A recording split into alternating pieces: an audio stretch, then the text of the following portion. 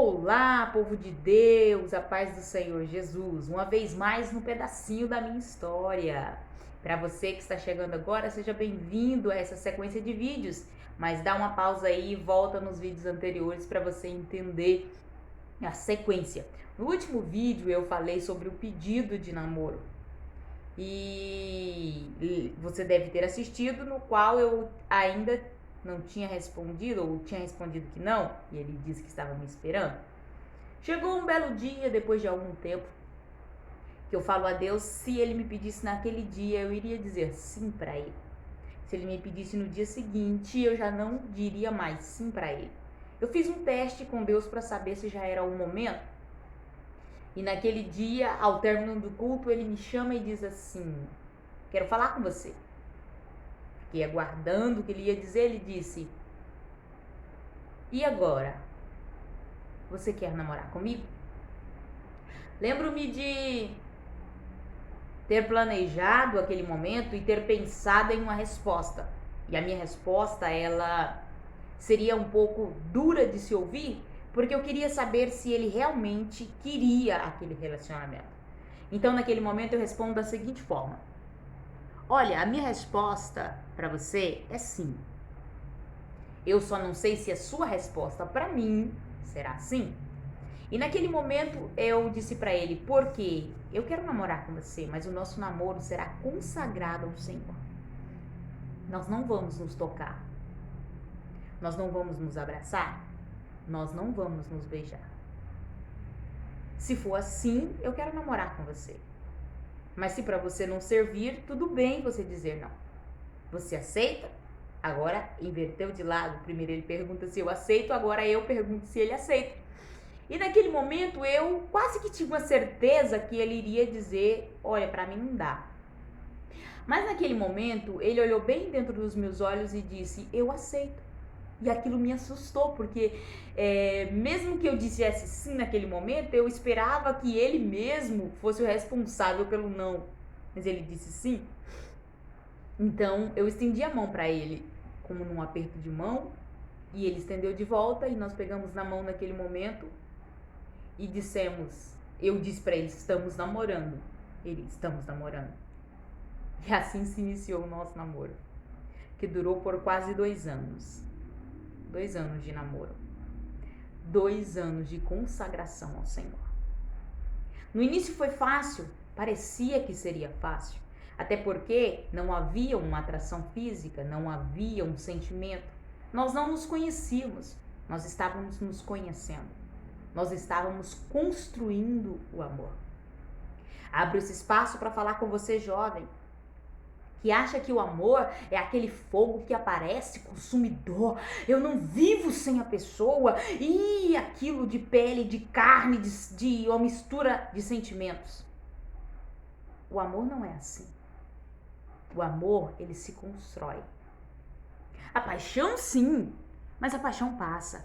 A paixão não suporta momentos de adversidades. A paixão não suporta decepções. A paixão não sabe perdoar. Então entenda a diferença do sentimento que você está sentindo ou que você está construindo pela pessoa que está ao seu lado. Porque se você iniciar um relacionamento baseado em uma paixão, ele não vai durar. Mas se o seu relacionamento for construído no amor, em Cristo Jesus, as dificuldades também virão. Mas você, junto com a pessoa que você ama, sobreviverão às dificuldades. E assim nós começamos a construir o amor. Mas o tempo foi passando e foi ficando difícil. Difícil de ter aquele relacionamento consagrado ao Senhor. Então o que nós fizemos? O que nós fazíamos?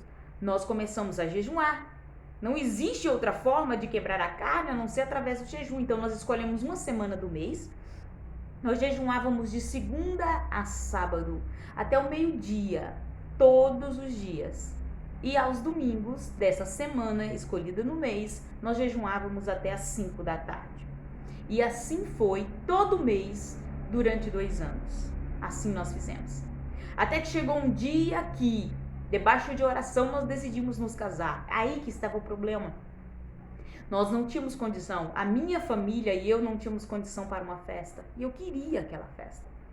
Ele e a família dele não tinham condições para comprar os móveis, nem sequer montar a nossa casa. Nós estávamos 2 jovens querendo realizar um sonho, mas sem as possibilidades financeiras dos sonhos. E foi aí que entrou a oração. Mas agora nós orávamos com a fé que estava no coração. Senhor, tende misericórdia de nós. Até que um dia a gente marca o casamento. Meu esposo vai até a minha casa e eu lembro que ele pede, né? Os meus pais sentados no sofá da sala. Eles me pedem em casamento. Eu lembro de minha mãe responder da seguinte forma: você tem certeza que você quer casar com a Kelly? Ela é terrível. Minha mãe estava falando do meu comportamento lá outrora. É uma pessoa de difícil convivência. Ela é muito difícil, mas se você quer casar com essa menina, eu autorizo, mas eu não aceito devolução. Gente, quase que a minha mãe destrói os meus sonhos. Ai, ai. E ele respondeu: eu quero, senhor. Ainda bem. Então nós marcamos o casamento. Sem nada. Absolutamente nada. Apenas o amor que agora já existia entre nós e a certeza que o Deus que nós servimos é dono de toda a prata e de todo o ouro. Lembro-me de um dia ficar em casa sós e começar a passear na casa que eu morava mais ou menos com os meus pais. E eu comecei a olhar o formato da casa e eu gostei do formato que era a casa, da divisão dos cômodos. E eu comecei a dizer: Deus, me permita morar em uma casa assim? Aí eu comecei a andar na sala, achei a sala um pouco curta e medi com os passos e disse: Deus, mas pelo menos um passo mais comprida para que eu possa colocar um sofá mais bem colocado. Aquela casa que eu morava não era forrada e eu disse: Deus, aqui eu quero morar, o Senhor poderia colocar um forro nela? Branco, Senhor, bem branquinho.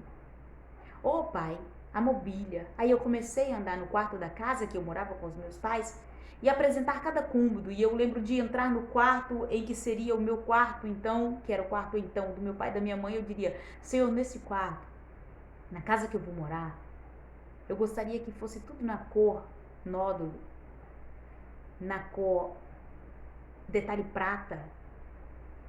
E eu comecei a mostrar a cama, a cabeceira da cama, o guarda-roupa. Caminhei para a sala e disse: Deus, eu queria que essa sala fosse toda chocolate, sofás, mas eu queria detalhes em creme na sala, cortina, um carpete. E lembro-me de ir na cozinha e disse: Deus, eu queria uma cozinha verde, um verde bem clarinho, com detalhe branco, ou melhor, branco com detalhe verde. E eu orei, fiz aquela oração. Eu disse: Deus, não temos a menor condição, mas o Senhor pode. Então foi chegando os dias, estava perto do casamento. Alguns meses apenas faltavam. E as coisas começaram a aparecer. Só que eu não disse nada a ninguém e eu não saí falando do jeito que eu queria para ninguém. Eu disse somente para o Deus que eu servia. E lembro-me de algumas pessoas começarem a dizer, os padrinhos disseram: pode ficar tranquilo que a gente vai doar a estante. Alguns juntaram. Era uma estante, na época usava-se aquela gigante. Eu queria mandar aquela. Então me mandaram buscar e nós buscamos na loja. E lá estava ela reservada, chocolate, com as beiradas no cor creme. Lembro-me de começar a ganhar as coisas. A avó do meu esposo, ela disse: eu vou dar a mesa, já até comprei, vou mandar entregar na sua casa. E eu sempre calada. Mandou entregar a mesa na casa do meu esposo, dos pais dele. A mesa chegou embrulhada e era uma mesa de pedra branca e as almofadas da cadeira era o verde claro. De repente, um fogão branco, geladeira branca, armário branco com os detalhes verde da cor da cadeira. O quarto todinho na cor que eu queria. E no dia do casamento, então, eu ganhei tanta coisa, que lembro que tive que reservar um quarto da casa para colocar tudo que ganhamos até o teto em cima, assim, as caixas, porque não dava para usar. Mas o mais interessante é que às vezes vinha o pano de prato bordado e ele vinha branquinho, bordado no tom do verde que eu tinha escolhido. Lembro da vasilha, da boleira de colocar sobre a mesa, ela era toda no detalhe verde. Lembro-me do caminho de mesa com detalhes verdes. Lembro-me do jogo de colocar na estante na sala, todo creme com a bordinha chocolate. A cortina e o carpete vieram na cor creme, do mesmo tom. E então o avô do meu esposo tinha uma casa e nos cedeu para morar, nos alugou ela de um preço bem significativo que a gente podia pagar. E o meu esposo disse: você quer olhar a casa? Eu disse: vamos.